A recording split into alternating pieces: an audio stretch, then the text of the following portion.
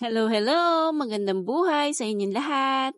Halika, samahan niyo ako na explore ang bagong project na dumating sa akin ngayon. So, ngayong taon nga ay ito ang aking first ever DIY project. So, ibig sabihin, ako lang ang gagawa ng mga fit out or renovation na gagawin sa unit na ito.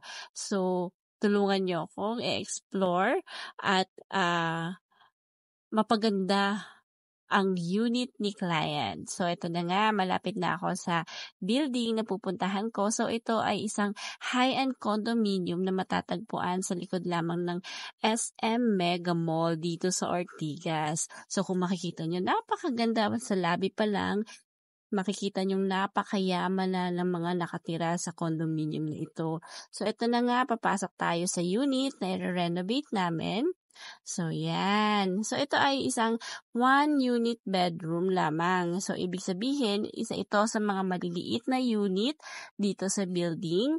At ito ay nag-work ng millions of peso. So, ibig sabihin, hindi lang ito 10, 20, 30 million at mahigit pa.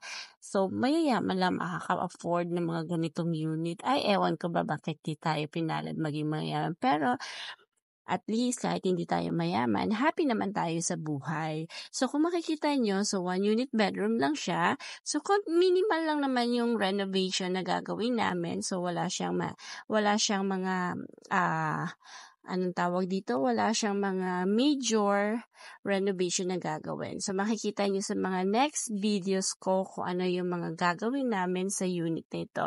Stay tuned and watch our adventure. Goodbye!